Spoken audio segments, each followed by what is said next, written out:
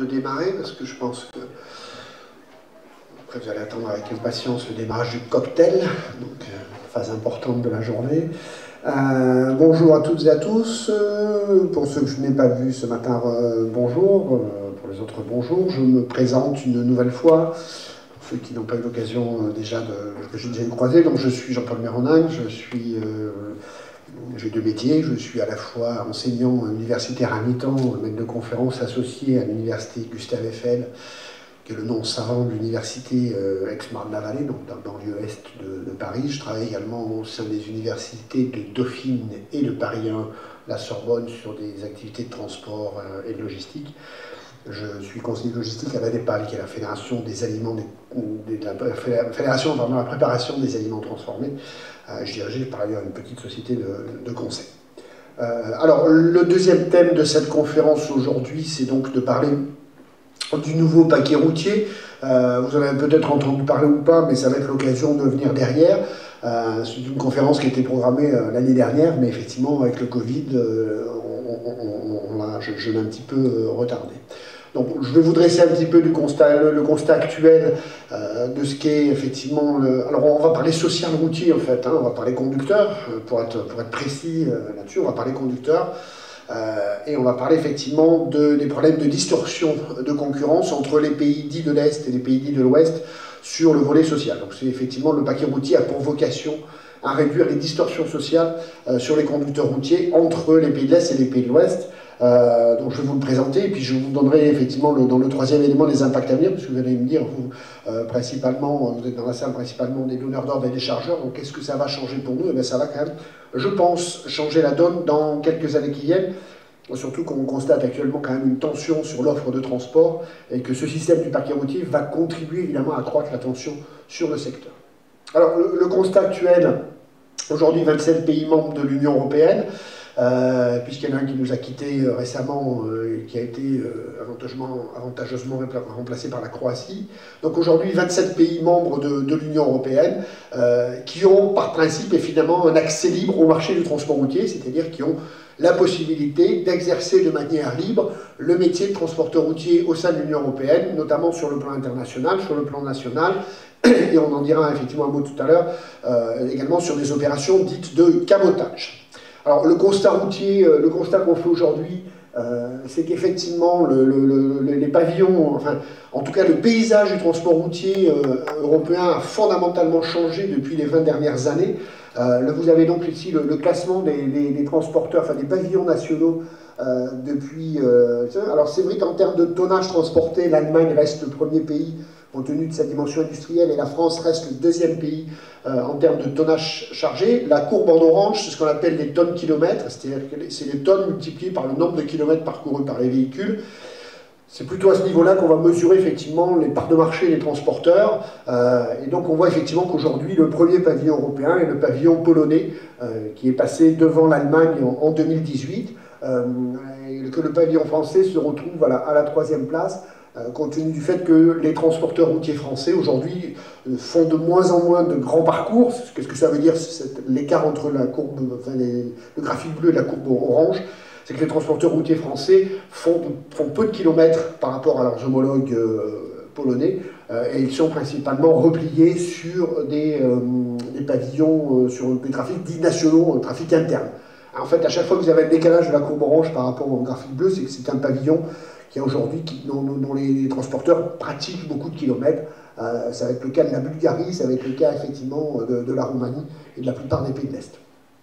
Deuxième tableau assez intéressant aujourd'hui, c'est qu'on voit bien qu'effectivement, lorsqu'on analyse les trafics internationaux réalisés par les pavillons au sein de l'Union européenne, aujourd'hui 62% des transports internationaux, c'est-à-dire les transports internationaux d'un pays à l'autre, sont effectués par les pavillons dits de l'Est européen, donc les Eastern MS. Donc effectivement aujourd'hui, la part de marché sur l'international et les pavillons de pays de l'Est est quasiment de 2 tiers, ce qui est relativement considérable, qui effectivement s'explique, on le verra en partie, sur le différentiel social. Après, vous avez effectivement des tableaux à la fois sur les notions de cabotage. Donc, le tableau à gauche, le tableau à gauche ici représente les pavillons qui cabotent. Donc, on voit effectivement que les premiers pavillons qui cabotent sont la Pologne sur la Germanie. Donc ça, c'est le pays d'origine du pavillon, et ça, c'est le pays secondaire. Mais vous voyez qu'effectivement, on a derrière 3 pays. Alors, c'est vrai que les Lituaniens viennent beaucoup en France, mais de manière plus surprenante, effectivement, les Belges et les transporteurs espagnols qui sont de gros caboteurs sur le territoire national. Ça, c'est intéressant également. C'est des pavillons qui font ce qu'on appelle du tiers, pavillon tiers, c'est-à-dire des transporteurs qui effectuent du transport international pour lequel ni le point de départ ni le point d'arrivée n'est situé dans le même pays. Donc ça, c'est un pavillon polonais qui effectue de l'Allemagne et de la France. Et on voit effectivement qu'aujourd'hui, quasiment 3% des trafics entre la France et l'Allemagne sont effectués par des transporteurs polonais. Bon, je passe rapidement sur ces chiffres qui seront à votre disposition. Je pense que vous recevrez les slides de la part de l'organisateur. Voilà, alors en fait, quand on rentre dans le détail, on se rend compte qu'on a 3 catégories de pays en Europe. Ce que j'appelle ici les pavillons sociodépendants. Bon, ça c'est un peu un truc qui est à ma sauce, hein, voilà. Une petite casquette universitaire qui ressort. Les pavillons sociodépendants, c'est quoi? C'est des pavillons pour lesquels, effectivement, la majorité, enfin, le premier poste de coût de production, comme on l'a vu ce matin, est le poste social, c'est-à-dire composé à la fois des salaires des conducteurs, des charges et des frais de déplacement. Et vous avez ici à droite ce que j'appelle les pavillons pétrodépendants. C'est des pavillons pour lesquels le premier poste de production est constitué par le poste gazoil. Ce qui va poser d'ailleurs un premier souci, mais ça n'est pas l'objet de cette conférence, c'est que retenez qu'effectivement, plus les coûts sociaux augmentent et plus les pays pavillons sociodépendants sont handicapés socialement, attention, plus le prix du carburant monte et plus les pavillons pétrodépendants sont handicapés dans leur performance. Et donc effectivement, on va retrouver les principaux pays de l'Est. Ça veut dire qu'aujourd'hui, le prix du gazoil a atteint un tel niveau que les pavillons pétrodépendants sont en difficulté économique et vont peut-être amener effectivement soit à réduire leur flotte, soit à trouver d'autres solutions de hausse tarifaire, etc. Les pavillons pétrodépendants ont en plus un deuxième inconvénient, c'est qu'ils n'ont pas de grille d'indexation gazoil. Voilà. Et puis ça, c'est les pays qui sont un peu entre les deux. L'Allemagne, pour une raison très simple, c'est que l'Allemagne a un système social mixte entre les anciens Länder des pays de l'Est qui bénéficient d'une structure sociale assez avantageuse.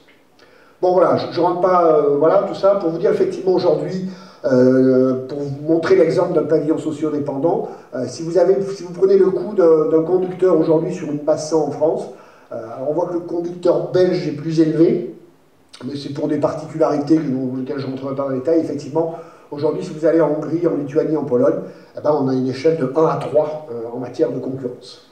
Alors, donc, c'est l'intérêt majeur du paquet routier européen, qui a été amplifié par un phénomène qu'on a vu apparaître depuis maintenant une dizaine d'années sur les routes françaises, qui est donc la photo qui illustre ici, qui est celle-ci, qui sont donc les véhicules, les petits véhicules, théoriquement de moins de 3,5 tonnes. Bon, mais je dis théoriquement parce que je ne suis pas sûr que si on les passait tous sur une balance, ils seraient tous à moins de 3,5 tonnes, mais enfin théoriquement à moins de 3,5 tonnes, et donc qui échappe totalement au radar de la réglementation européenne, puisque la réglementation européenne sur le transport routier, que ce soit pour les conditions d'accès à la profession, les fameuses licences communautaires, mais également pour l'application de la réglementation sociale européenne, c'est-à-dire tout ce qui est relatif au temps de conduite et de repos des conducteurs, ces véhicules-là n'obéissent à aucune réglementation, ils sont totalement en dessous des radars. Comme ils sont également à moins de 3,5 tonnes, ils ne sont pas soumis aux règles de limitation de vitesse sur les autoroutes, et donc ils sont à 130. Donc effectivement, on a vu poindre et apparaître un certain nombre de véhicules. Alors, je ne veux pas dire par là qu'il n'y a que de ça aujourd'hui, mais effectivement, ces engins-là, aujourd'hui, prennent une part de marché qui est dérisoire. Hein, voilà, ça va être 1,5%, ce n'est pas le volume que ça représente. En revanche, ça crée évidemment des déséquilibres sur les marchés, c'est des prix pratiqués qui sont extrêmement compétitifs et qui créent des déséquilibres tarifaires sur le marché. Donc ce nouveau paquet routier, donc pour résoudre le problème, l'Union européenne s'est penchée sur la question depuis longtemps, et donc la réglementation européenne est en train d'évoluer, va évoluer, et a même déjà évolué sur 3 sujets. Donc en septembre de l'année dernière, septembre 2020, a donc été adopté en juillet 2020, en septembre 2020, l'Union européenne a donc publié 3 textes qui vont donc réformer la règle, enfin les principales règles relatives au temps de conduite des conducteurs ainsi qu'à la réglementation d'accès à la profession. Donc on a 3 règlements qui sont impactés. Le premier concerne les temps de conduite et de repos des conducteurs. On va me dire, ouais, je suis chargeur, en quoi ça me concerne, vous allez voir en quoi ça me concerne. Le deuxième élément est celui du détachement de conducteurs, et donc c'est en train d'être mis en place. Alors attention, détachement de conducteurs, je suis vraiment désolé, mais il y a 3 jours, une loi a été votée par le Parlement qui a transcrit dans le droit français la directive 2020-1057.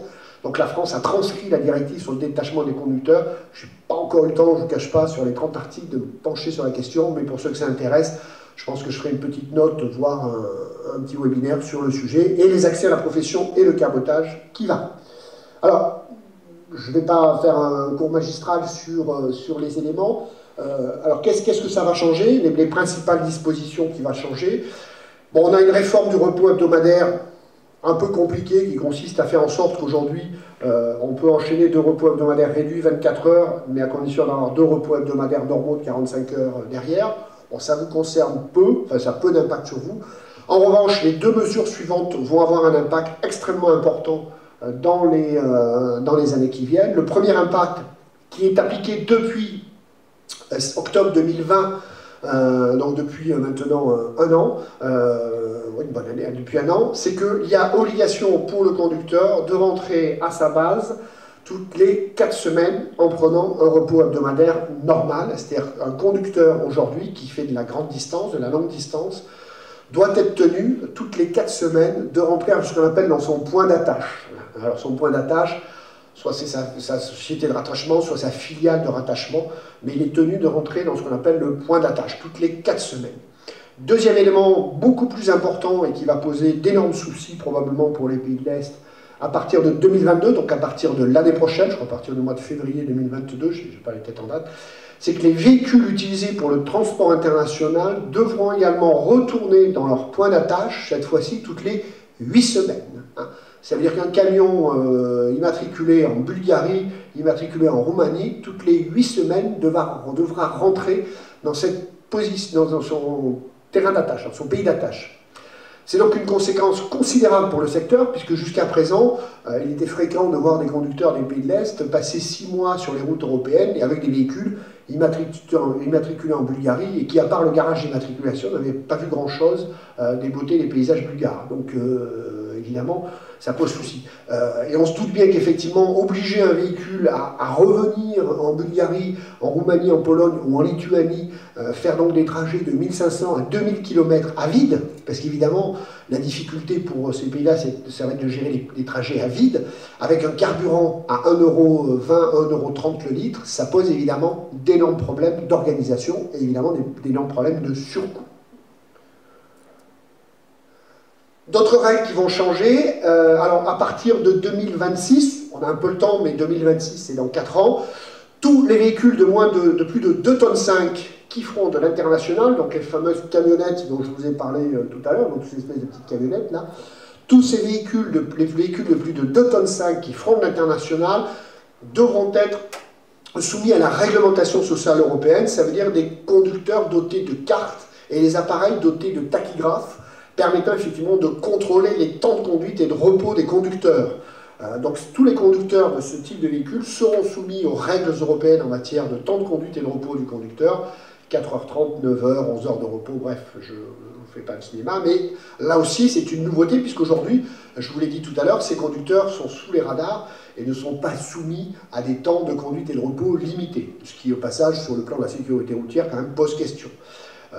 On a une réforme du repos hebdomadaire, je l'ai dit, le principe donc du retour à domicile sur le secteur. Alors on a également un durcissement des conditions relatives à l'exigence d'établissement. Les entreprises qui exploitent des véhicules de plus de 2,5 tonnes, celles qu'on a vues tout à l'heure, devront être immatriculées au registre des transporteurs et donc avoir le process qui consiste à faire l'attestation de capacité, la capacité financière, l'honorabilité, donc c'est un premier filtre, ça c'est à partir de 2024, je ne dis pas de bêtises, 2022, donc c'est 2022, effectivement, l'obligation de la licence communautaire.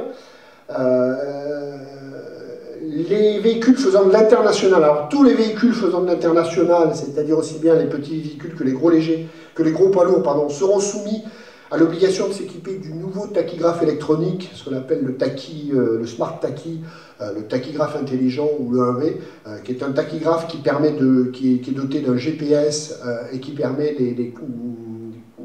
transmission courte distance permettant aux forces de l'ordre de faire des contrôles semi-automatiques. Donc tous les véhicules faisant de l'international devront être équipés de ce nouveau tachygraphe. Pour la règle du cabotage, donc vous savez, la règle du cabotage, c'est le système qui permet à un transporteur d'un pays tiers de venir faire des opérations de transport intérieur sur un pays qui n'est pas le sien. Donc c'est le transporteur polonais qui vient en France et qui effectue 3 opérations de cabotage durant 7 jours. Alors qu'est-ce qui se passait à l'heure actuelle? C'est que le gars il faisait 3 opérations de cabotage, il terminait la 3e opération de cabotage à Lille, il faisait un petit tour à tourner en Belgique, et puis il revenait de tourner sur Valenciennes, et hop, le lendemain, il rattaquait ces 3 opérations. Donc on avait des véritables stratégies de contournement de la règle du cabotage qui permettaient effectivement à des transporteurs, à travers des petites sauts de puce en Allemagne, en Belgique, en Italie, en Espagne, de passer la frontière et de revenir. Puisqu'une fois que vous aviez passé la frontière, le retour sur le zone internationale, vous pouviez réenclencher les 3 systèmes, les 3 opérations de cabotage. Donc, là, à partir de 2022, à partir de tout de suite d'ailleurs, pardon, à partir de maintenant, la nouvelle règle de cabotage oblige les transporteurs qui font ce genre de gymnastique à un délai de carence de 4 jours. Hein, c'est effectivement, oui d'accord, je vais à Lille, je vais à tourner, mais une fois que je suis à tourner, je ne pourrai plus revenir en France dans un délai de 4 jours, parce qu'évidemment, limite l'intérêt de refaire un cabotage dans la foulée, puisque vous êtes coincé 4 jours dans le pays d'origine. Alors vous allez me dire, ouais mais tout ça c'est facile, mais comment ça se contrôle? Eh ben, ça se contrôle avec ce nouveau tachygraphe intelligent dont je vous ai parlé rapidement, qui lui effectivement sera doté d'un système qui est un système permettant de géolocaliser les passages de frontières. C'est-à-dire que ce tachygraphe est doté d'un GPS, et à chaque fois qu'il y a un franchissement de frontière, le tachygraphe, c'est-à-dire le mouchard qu'il y a dans le camion, enregistre le changement de frontière. Donc on pourra effectivement automatiser les contrôles en utilisant effectivement cet appareil, donc à partir de 2024-2025. Vous voyez quand même, ça complexifie sacrément les choses.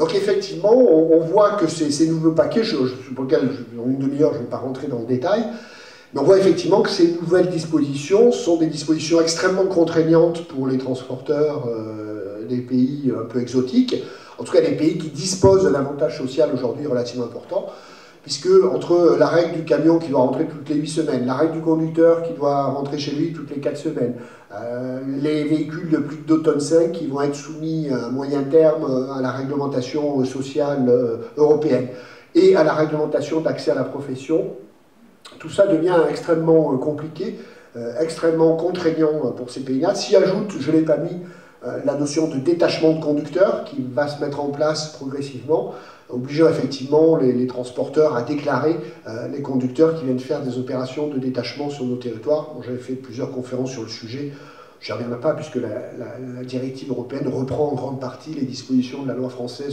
sur le détachement. Bref, tout ça complexifie évidemment, enfin rend plus compliqué la situation des pays tiers.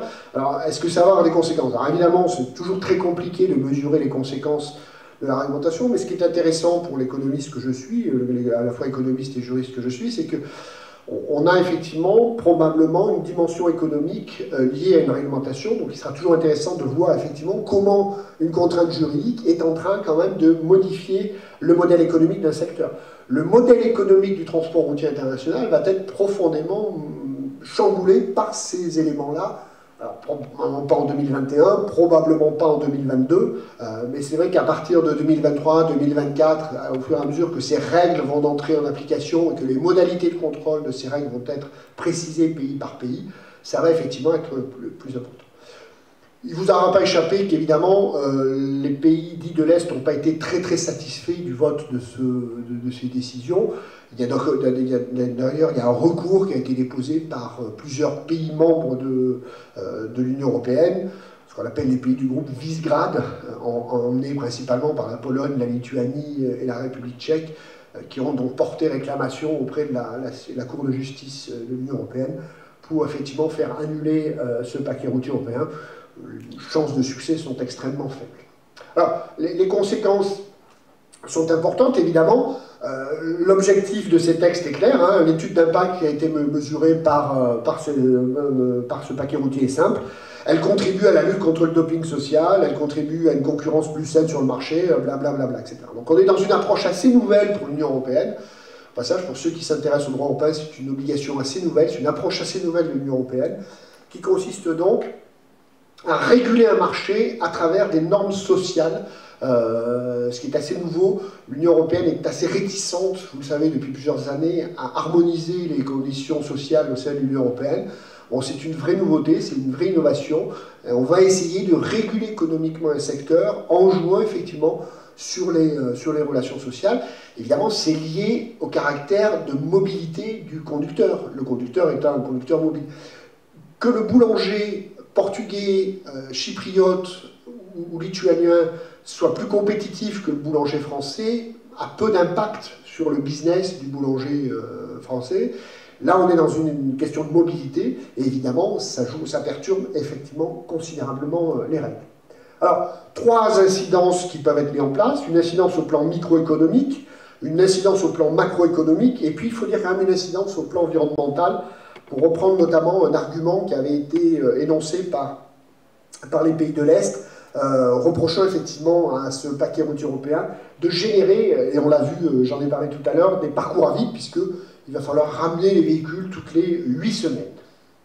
Alors, une première étude a été faite par un cabinet qui s'appelle l'Institut Ricardo, qui est un cabinet italien, qui fait partie de l'étude d'impact qui a été faite à la demande de l'Union européenne. Donc la Commission européenne a mandaté un cabinet, le cabinet Ricardo, qui en mars 2021, cette année, a donc publié une étude sur les conséquences économiques et environnementales de ces nouveaux textes.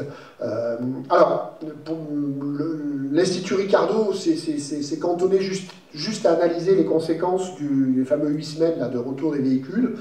Donc, n'a pas fait une analyse systémique de ce paquet routier, ce qui est un peu dommage, mais probablement complexe sur le plan méthodologique.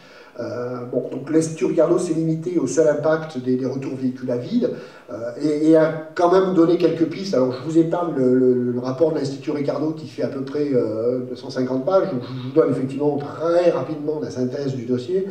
Bon, l'Institut Ricardo estime qu'effectivement aujourd'hui on va avoir à peu près en termes de coût de production une hausse à peu près de 1 100 € par véhicule et par an, 11 000 € par an. Oui, c'est ça, 11 000 € par véhicule et par an, ce qui correspond à peu de choses près, compte tenu aujourd'hui des natures des coûts de production, notamment dans les pays comme la Pologne ou la Lituanie, à une hausse des coûts de production d'environ 10%. C'est quand même énorme vis-à-vis des transporteurs. Pourquoi? Parce que on est sur des hausses liées à des retours à vide, donc sans recette en face, obligé de revenir derrière. Et encore, on est en mars 2021, et l'étude de l'Institut Ricardo a été faite à partir d'enquêtes lancées entre octobre et décembre 2020, donc sur la base d'un prix du carburant qui était celui d'octobre et décembre 2020. Imaginez aujourd'hui avec un carburant qui a pris 20-25%, chez les transporteurs pour qui le carburant représente 40% des coûts de production, eh bien, il faudrait y rajouter 10%. Donc on n'est pas loin sur certains transporteurs, je pense notamment des petites PME des pays de l'Est, à avoir aujourd'hui un impact de cette disposition qui est de l'ordre de 20% sur les coûts de production. Évidemment, je suis juriste, je pars du postulat que les gens respectent la règle. Bon, ça, on verra plus tard, mais enfin bon, c'est le principe. Donc on a effectivement une augmentation de 10% des coûts, à minima, voire 20% pour certains. La difficulté qu'ont dans ces transports-là, c'est que pour la plupart, dans un premier temps, l'Institut Ricardo a constaté une internalisation de ces coûts, c'est-à-dire qu'effectivement on a internalisé les coûts en jouant sur la marge ou sur d'autres éléments de production. Je pense qu'on est arrivé aujourd'hui au bout de l'internalisation. Et qu'il est probable effectivement qu'un certain nombre de pavillons étrangers, pour l'avoir lu la presse ces derniers temps à travers certains grands groupes, annoncent effectivement soit une réduction de leur flotte, soit une augmentation de hausse tarifaire pour faire face effectivement, alors à la fois à la hausse du gazole, mais également à la fois à l'arrivée de ce paquet routier. Alors les conséquences environnementales, elles existent, faut pas se leurrer. Donc c'est effectivement un petit peu le paradoxe de cette loi qui est protectrice au plan social, malheureusement qui a un peu d'impact sur la partie environnementale, puisque on estime que les rejets vont entraîner effectivement une hausse des kilomètres parcourus au sein de l'Union européenne de 5%. Bah oui, effectivement, puisqu'on oblige les véhicules à faire des kilomètres, donc on va avoir un accroissement du trafic de transport routier, ce qui est un petit peu paradoxal. Alors bon, sur des axes pour lesquels il y a peu d'embouteillages, hein, bon, c'est des traversées des plaines allemandes ou des républiques tchèques ou slovaques sur des zones montagneuses, mais bon, en attendant, effectivement, ça génère un petit peu plus de tonnes de CO2. Voilà, on va avoir effectivement un certain nombre de changements. Bon, j'ai mis un certain nombre de doutes, clairement. Qu'est-ce qu'on peut dire quand même sur ce qui va se passer dans les prochaines années? Je pars du postulat positif que ces règles vont être appliquées. Donc je ne mets pas dans la posture du transporteur et du donneur d'ordre qui a décidé de contourner les règles. Je pars du principe, en bon légaliste que je suis, que tout ça va être appliqué plus ou moins à la règle, mais attention, les modalités de contrôle seront quand même beaucoup plus faciles avec ce tachygraphe électronique, donc il ne faut pas sous-estimer la capacité de contrôle. C'est clair que probablement d'ici 3-4 ans, on va assister à un effondrement des opérations de cabotage. Le délai de carence de 4 jours est un délai de carence assez rédhibitoire pour un certain nombre de transporteurs faisant du cabotage. On va également avoir probablement un effondrement de ce qu'on appelle l'international non bilatéral. Je l'ai dit tout à l'heure, l'international non bilatéral, c'est un transporteur polonais qui fait un trafic entre l'Allemagne et la France, un trafic routier. Le reste, ça ne m'intéresse pas, mais un trafic routier entre les deux pays. Et donc, effectivement, c'est ce qu'on appelle un international non bilatéral. On va avoir probablement sur ces trafics-là des effondrements. Ça veut dire quoi, évidemment? Ça veut dire qu'il ne faut pas se leurrer, c'est de l'offre qui se retire du marché. Hein, si le cabotage devient difficile, aujourd'hui en France, le cabotage représente certes 3 à 4% seulement de l'ensemble des flux transport routier en France, mais si demain ces 3-4% disparaissent, ça va évidemment créer une tension sur les flux internes. Est-ce qu'aujourd'hui les transporteurs routiers français ou internationaux classiques sont capables demain d'absorber ce type de surcoût, enfin de trafic supplémentaire? J'en suis pas sûr. C'est évidemment le cas avec la réduction des véhicules à moins de 2,5 tonnes. Bon, socialement, on trouve que c'est une très bonne chose que ces véhicules soient soumis. En attendant, c'est quand même des véhicules qui transportent de la marchandise, qui demain n'auront plus du tout intérêt à venir sur le marché français. C'est clair qu'un tachygraphe électronique, une inscription au registre des transporteurs fait que ces transporteurs vont disparaître. Là encore, les marchandises qui aujourd'hui sont dans ces véhicules vont basculer évidemment, même si je sais que vous êtes tous vertueux dans vos transports, mais ceux qui utilisent aujourd'hui ces trucs vont effectivement se retourner vers le marché plus classique, traditionnel du transport routier, et donc vont rajouter effectivement une demande de transport qui donc risque d'améliorer, enfin de ne pas améliorer au contraire la tension sur les flux de transport actuels. Le deuxième élément effectivement, et qui est un élément extérieur à cette chose, c'est qu'on constate effectivement de plus en plus aujourd'hui une difficulté de recrutement des conducteurs, y compris dans les pays de l'Est. C'est-à-dire qu'aujourd'hui, les pays de l'Est sont en train de vivre ce qu'on a vécu en France depuis maintenant une vingtaine d'années. Les métiers attirent de moins en moins, malgré des salaires élevés, et le jeune Polonais a envie d'être, comme en France, influenceur sur Twitter, parce que c'est plus intéressant et c'est plus mobilisateur que conducteur routier longue distance en vivant la moitié de l'année sur les péages autoroutiers français. Donc évidemment, il y a aujourd'hui effectivement une tension sur le marché de l'emploi dans les pays de l'Est qui fait qu'on a beaucoup de difficultés. Et les conducteurs des pays de l'Est préférant à la limite aujourd'hui effectivement revenir sur les pays de l'Ouest avec des salaires un petit peu plus élevés. Quand je dis ça, j'ai un peu du mal à comprendre la stratégie de nos amis britanniques qui consistait à fermer le robinet des conducteurs. Parce que, effectivement, la conséquence de ce qui se passe aujourd'hui en Grande-Bretagne était malheureusement inscrite dans le marbre. Mais enfin bon, c'est des pires sourds que celui qui ne veut pas entendre, donc ça c'est une paire de manches. L'augmentation très sensible évidemment du prix du carburant contribue à accroître les coûts de production dans les pays de l'Est, et je rappelle que ces pays-là ne disposent pas pour la plupart de mécanismes de répercussion gazole, donc sont évidemment obligés, vu la hausse du prix du carburant constatée, ne peuvent plus internaliser la hausse du prix du carburant, et sont bien obligés effectivement maintenant de le répercuter aux clients derrière, et jouent effectivement derrière la concentration des opérateurs qui contribuent à accroître la difficulté du secteur. Voilà. Donc plusieurs conditions effectivement sont requises, mais je pense qu'elles sont en train de se produire pour probablement effectivement estimer que d'ici à moyen terme, on va avoir un effet structurel sur les parts de marché entre l'Est et l'Ouest. On va effectivement derrière probablement avoir un phénomène de réajustement. Alors uniquement sur le transport international, sur le transport national, il n'y a plus photo. Alors je serais tenté de dire qu'à la limite, le pavillon français, il s'en fout un petit peu, ça fait très longtemps qu'il ne fait plus d'international, donc ça ne va pas changer grand-chose pour lui.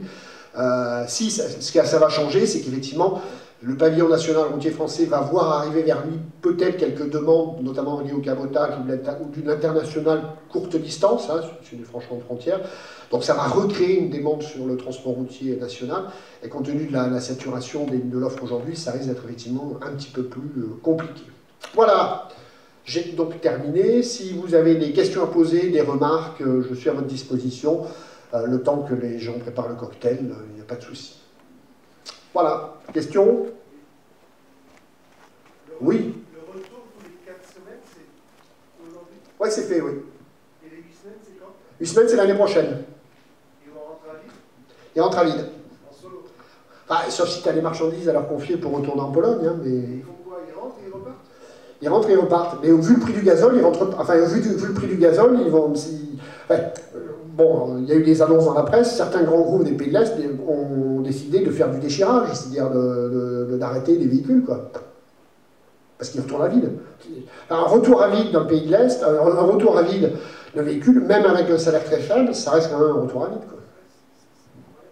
Alors, la deuxième solution, c'est évidemment pour ces pays-là de créer des filiales en France, mais dès qu'on crée des filiales en France, évidemment, dans ce cas-là, on ne bénéficie plus des avantages de la délocalisation sociale, quoi.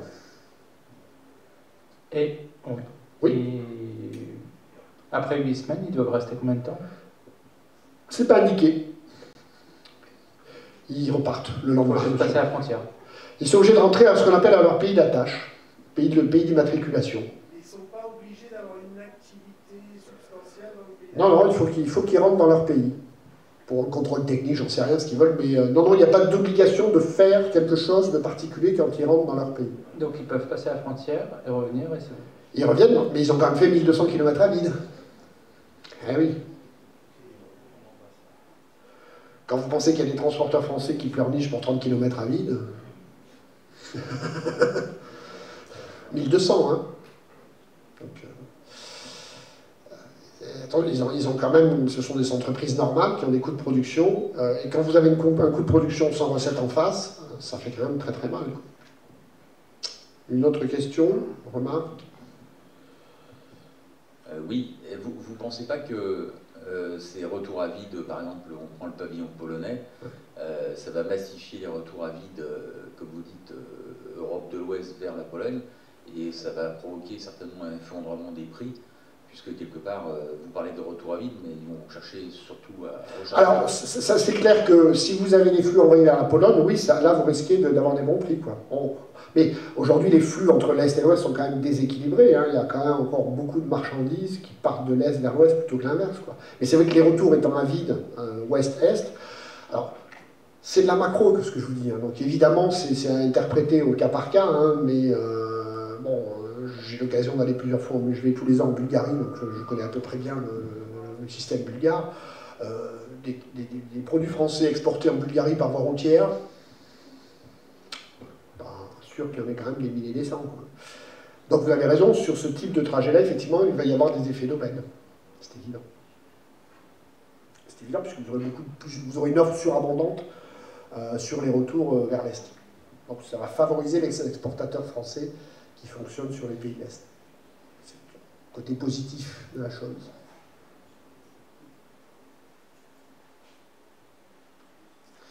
C'est pas les bonnes nouvelles, hein, je vous annonce.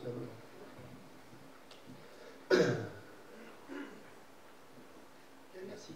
Juste quelque chose qui a dû m'échapper. Les 4 semaines concernent les chauffeurs et les 8 semaines le camion? C'est ça. Les 4 semaines, ce sont les conducteurs qui doivent rentrer chez eux à leur pays d'attache. Alors, on n'oblige pas les conducteurs à rentrer dans leur camion. Voilà, quoi. Mais ils rentrent chez eux. J'ai la chance maintenant d'habiter pas très loin de chez toi en Picardie. Et le Ryanair vient d'ouvrir à Beauvais 2 lignes d'avion sur Poznan et Gdansk. Donc il faut ouvrir un parking à côté de Beauvais pour Donc, se faire un business sur le stationnement. Je pense que si Ryanair a ouvert des lignes aériennes sur Poznan et Gdansk, je ne méprise pas Poznan et Gdansk sur la capacité. Je ne suis pas sûr quand même qu'il y ait un flux touristique majeur entre Poznan et Gdansk. Donc, merci. Peut-être joli, hein. J'irai faire un tour quand même pour voir ce que c'est, mais... 39 €. 39 € l'aller-retour. Donc évidemment, le problème est résolu. Ça coûte moins cher que la camionnette. Donc oui, 4 semaines pour les conducteurs, 8 semaines pour les véhicules. Donc, pour l'instant, la limite du genre, c'est le contrôle. Voilà. On ne va pas se leurrer, hein, je partais du postulat que tout ça était respecté à la règle. La limite du genre, aujourd'hui, c'est le contrôle. Il y a aujourd'hui quand même 4 millions de camions sur les routes européennes. Donc je ne suis pas sûr qu'aujourd'hui, les forces de contrôle aient la capacité d'arrêter tous les véhicules tous les 4 matins pour savoir s'ils sont bien rentrés chez eux toutes les 8 semaines ou pas. Donc effectivement, c'est de la limite du genre, qui n'est pas une limite négligeable, hein, qu'il faut quand même avoir en tête, c'est qu'aujourd'hui, effectivement, les capacités de contrôle sont très faibles. Ils seront beaucoup plus élevés avec le nouveau tachygraphe intelligent. Ce nouveau tachygraphe intelligent, pour résumer, il aura 2 fonctionnalités intéressantes. D'abord, il sera doté d'un GPS qui permet quand même de géolocaliser le véhicule sur le mouchard électronique, et donc d'enregistrer les positionnements du véhicule toutes les 3 heures, et d'enregistrer également les franchissements de frontières. Le deuxième élément, c'est que ce tachygraphe est doté d'un système de transmission courte distance. Vous me voyez venir, il suffit d'installer, enfin il suffit. On installera des boîtiers sur le bord des autoroutes, et quand les camions passent, on pourra récupérer les données du tachygraphe sans avoir arrêté le véhicule. Voilà. Alors, attention, ce ne sont pas des appareils, ce n'est pas des radars automatiques, et le transporteur ne recevra pas de PV à sa maison.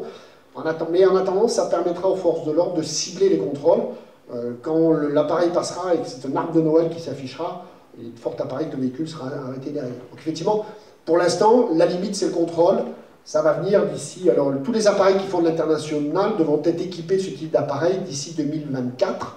Après, les forces de l'ordre vont s'équiper. Donc effectivement, d'ici 4-5 ans, voilà, il y aura une capacité de contrôle là-dessus, avec obligation d'interconnecter les organismes de contrôle entre eux. Les différents pays feront appel à une base de données unique et centralisée pour ce type d'information. C'est Big Brother, hein, clairement. Oui. Donc là, vous parlez de la capacité de contrôler l'application de la loi. Et qu'en est-il de la volonté? Donc là, on comprend que la France, avec la transcription de la loi européenne en loi française, bon, il y a une volonté, mais est-ce qu'il y a des pays où on sent qu'il n'y a pas forcément cette volonté-là pour... Alors, il y a clairement, dans le débat qui a duré 4 ans, il y a eu 3 pays, 3 zones au sein de l'Union européenne, ce qu'on appelle les pays dits de l'Ouest, qui ont été assez demandeurs de ce type de réforme, qui sont allés très loin d'ailleurs, à ma grande surprise, beaucoup plus loin que ce qu'on pensait initialement. Alors évidemment, c'est la France, c'est l'Allemagne, c'est le Benelux, et c'est également l'Espagne et le Portugal qui, de manière plus surprenante, aujourd'hui se plaignent de la concurrence déloyale des pays de l'Est. Je rappelle qu'il y a 30 ans, les transporteurs espagnols et portugais étaient à peu près dans la même situation que les pays de l'Est, mais bon, comme quoi on est toujours rattrapé par son propre social. Donc effectivement, l'Espagne aujourd'hui fait partie des pays qui sont... l'Italie aussi. Il y a un deuxième groupe de pays qui effectivement vont debout contre, pour lesquels on peut supposer qu'il n'y aura aucun contrôle. C'est évident que la façon dont la Pologne, la Lituanie, la Roumanie, la Bulgarie vont contester le problème et de ne pas mettre en place le contrôle. Et puis il y a les pays au milieu, voilà, qui ne savent pas trop quoi faire, mais qui n'ont pas à faire à grand-chose, puisque a priori Malte et Chypre ne sont pas trop concernés par la mise en place de ces mesures. La seule chose qui peut changer de manière étonnante dans les pays de l'Est, c'est le comportement des conducteurs routiers. Je ne l'ai peut-être pas assez dit, aujourd'hui la condition de vie d'un conducteur routier venant des pays de l'Est, c'est une condition minable, enfin c'est lamentable. C'est pas digne aujourd'hui de laisser effectivement, enfin vous prenez l'autoroute de temps en temps, vous vous arrêtez, vous partez en vacances, voilà, par pitié, pensez quand même à ces pauvres garçons qui passent des semaines entières sur des péages d'autoroute, à ouvrir leur capot pour se protéger et se faire sécher leur t-shirt. Donc, on a des conditions de vie qui sont aujourd'hui pas top, et on le paye. On le paye parce que ça attire pas les jeunes, et ça n'attire pas non plus les jeunes des pays de l'Est, et que donc effectivement, on a une très forte demande de la part des conducteurs des pays de l'Est pour effectivement cette valorisation. Quand je suis en Bulgarie, j'encadre des étudiants. J'ai eu un rapport d'une étudiante bulgare qui travaille dans une entreprise qui utilise ça, qui, à titre personnel, en tant qu'étudiante bulgare, trouvait ça scandaleux, quoi. Oui. Vous avez parlé du coup du manque à prévoir de ces moyens de transport qui ne feront plus du cabotage, qui travaillent soit en direct actuellement pour des chargeurs, soit sont sous-traitants pour des tractions nationales pour des transporteurs, des fois français. Est-ce que le législateur européen a prévu, a anticipé, a appréhendé cette future pénurie supplémentaire de moyens de transport en France?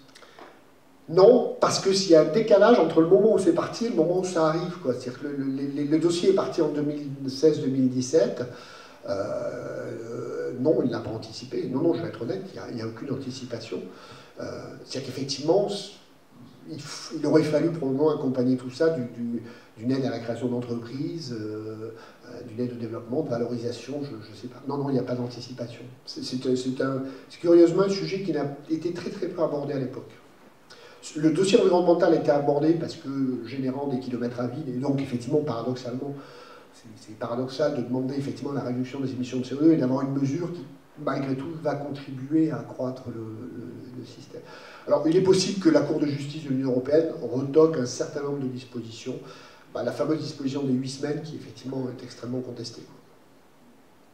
Non, il n'y a pas de réflexion européenne là-dessus. Hein? Ouais, après, ben voilà, quoi, bon, c'est pas une conférence sur la pénurie de conducteurs routiers, mais c'est vrai que bon, probablement ça va être de plus en plus compliqué pour les métiers d'affréteurs, les commissionnaires de transport, effectivement, qui vont avoir du mal, qui étaient des spécialistes quand même pour jongler un truc, pour qui effectivement ça va devenir un petit peu plus compliqué. Beaucoup de commissionnaires de transport, de par leur culture internationale, avaient la capacité très forte de jongler effectivement entre un transporteur polonais, slovaque, lituanien, sur des bourses de fret à caractère européenne. Ça va devenir effectivement derrière un tout petit peu plus compliqué, ça c'est clair. D'autres questions, remarques? Est-ce que j'étais assez clair? Bon, je pense que les présentations vous seront envoyées, il est 9h15, les présentations vous seront envoyées par Top Transport, je les donnerai.